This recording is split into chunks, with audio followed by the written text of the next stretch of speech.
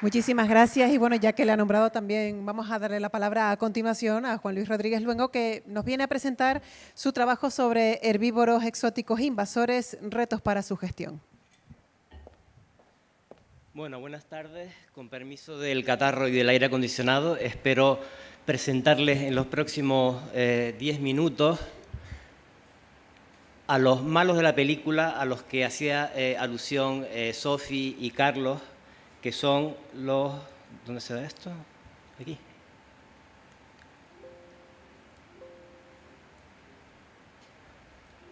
¿Dónde se pasa? Ahí. Ah, vale. Bien, pues estos son los protagonistas. Son el conejo, el muflón, el arruy, la cabra y la oveja.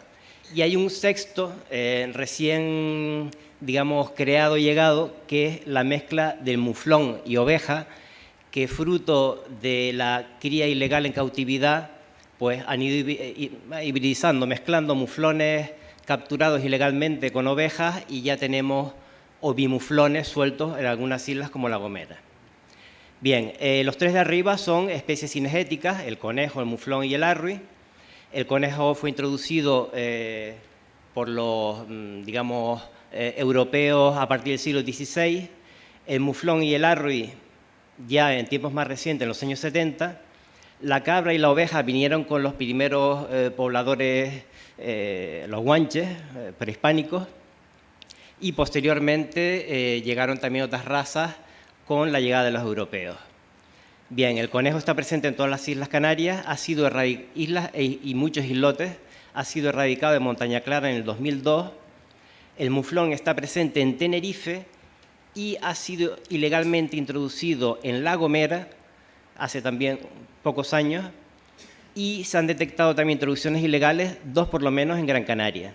Afortunadamente, gracias a estos fondos europeos, hemos sido capaces de frenar su introducción en Gran Canaria, y estamos en ello también con la intervención del Parque Nacional de Garajonay, frenándolos en La Gomera. En el caso del arruy, pues está presente en La Palma, y la cabra y la oveja asilvestradas son un problema prácticamente en todas las islas. Bien, en esta tabla podemos apreciar, pues bueno, como es evidente, ya lo decía Sofi y Carlos, se trata de especies exóticas porque han sido introducidas por el hombre y son invasoras porque causan daño a nuestra biodiversidad nativa y también pues, a la vegetación, ocasionando procesos de erosión tanto por pérdida de cubierta vegetal como por pisoteo y compactación. También, que es una cosa que no se suele hablar, constituyen un peligro para el ser humano. O sea, el tránsito de arruis y de cabras y ovejas asilvestradas en zonas con mucha pendiente ocasiona caída de piedras que son una amenaza para los senderistas, y también, por ejemplo, en el caso de La Gomera, han habido unos cuantos sustos de ovejas y cabras silvestradas libres en carreteras y se han ocasionado algún accidente. Bueno, en la tabla vemos cómo están de la categoría de biota, que es introducido seguro invasor, y en el catálogo español de especies exóticas invasoras. Subrayo lo de español porque todavía a estas alturas seguimos sin un catálogo canario de especies exóticas invasoras. Pero bueno, nos arreglamos con lo que hay. El conejo no figura en este catálogo, no es una especie catalogada, aunque haya personas que muchas veces lo creen. El arruy y el muflón sí.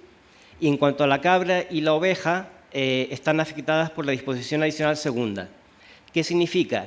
Que los animales asilvestrados tienen la condición de especie exótica invasora a efectos de su control. O sea, no están en un listado, pero se puede actuar sobre ellas cuando están en el medio natural como si fueran especies exóticas invasoras. O sea, se pueden utilizar métodos de control con armas, con trampas, con lo que sea.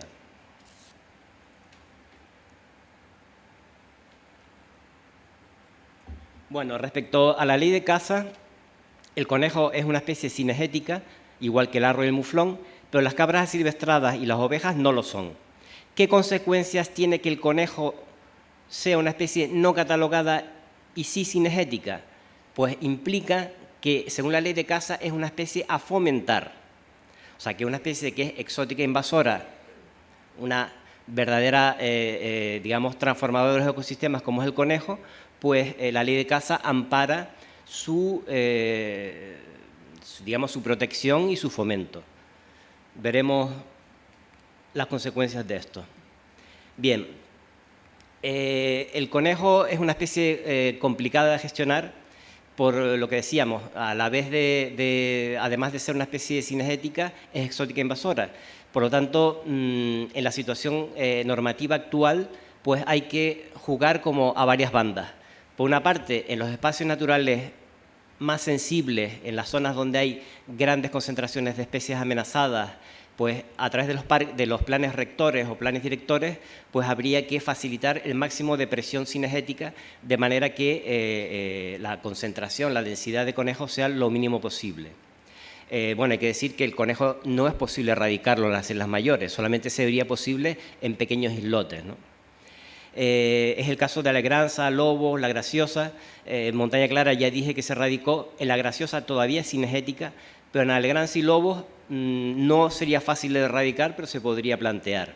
Decir, en el caso de Alegranza, es que según la disposición adicional tercera del catálogo, las especies exóticas que están presentes en islas no habitadas tienen la condición de exótica invasora. Por lo tanto, desde el punto de vista legal, la erradicación en Alegranza estaría bastante, digamos, sustentada, ¿no? En lo que se refiere a la gestión cinegética, pues, ¿qué se puede hacer? En las órdenes de veda, intentar facilitar al máximo la presión cinegética y evitar políticamente el reforzamiento de poblaciones con cosas como crear granjas de producción de conejos para soltar, como ha habido en Gran Canaria, y que aquí pues, se lograron parar hace unos años en Tenerife, ¿no? Lo que legalmente no es, o sea, es imposible parar es el hecho de que en los cotos de caza, pues los gestores de los cotos adopten medidas de fomento, de conservación y de protección del conejo, que es el recurso cinegético para el que está destinado esos cotos de caza, ¿no? Desde el punto de vista normativo, ¿qué se puede hacer? Pues bien, posiblemente todos los que estamos aquí somos partidarios de catalogarla como especie exótica invasora y gestionarla igual que el muflón y el arrui, pues con el máximo de presión de caza, etcétera, etcétera. Pero la experiencia dice que en la situación actual, considerando que tenemos 12.000 cazadores pues, y que tienen una gran influencia en el estamento político, pues es poco probable que el conejo se catalogue como exótico invasor. Una posible salida sería no a través de la ley de patrimonio natural y el catálogo, sino modificando la ley de caza, siempre de acuerdo con los cazadores, de manera que el conejo estuviera en una situación de que se excluyera del fomento, de manera que fuera posible una gestión mixta, ¿no? De una manera en los terrenos cinegéticos como los cotos de caza y de otra manera muy diferente en los espacios protegidos y zonas sensibles, ¿no? Estos son ideas mías, o sea, no es algo que esté consensuado.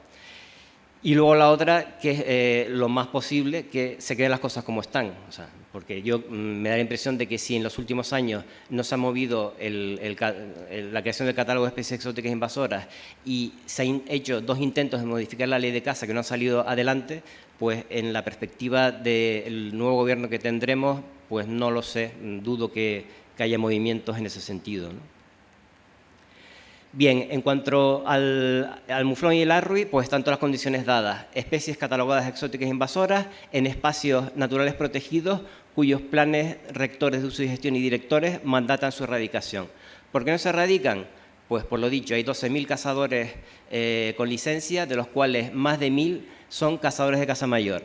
No hay una decisión política clara para erradicar los muflones. Si lo hubiera, se hubiera traducido en la contratación de tiradores profesionales para abatirlos.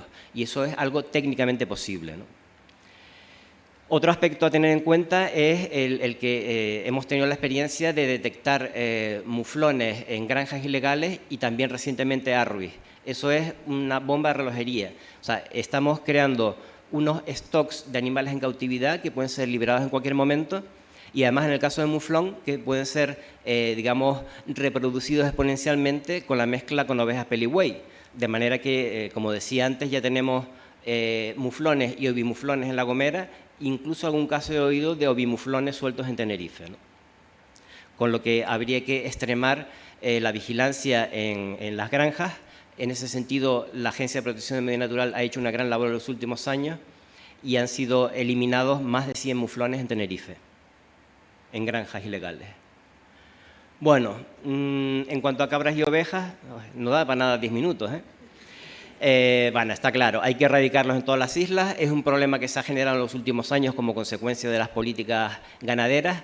Hay una gran falta de control en las granjas legales e ilegales por parte de todas las administraciones, ayuntamientos, cabildos, ganadería, etcétera, etcétera. Y bueno, hay que aplicar la normativa de bienestar animal y de sanidad animal a tope, ¿no? Controlando todos esos núcleos ilegales de ganado, ¿no? Y también controlar el movimiento de carnes entre unas islas y otras, que procede muchas veces del abatimiento ilegal de estos animales asilvestrados. Bien, para terminar, decir que digamos que esta intervención está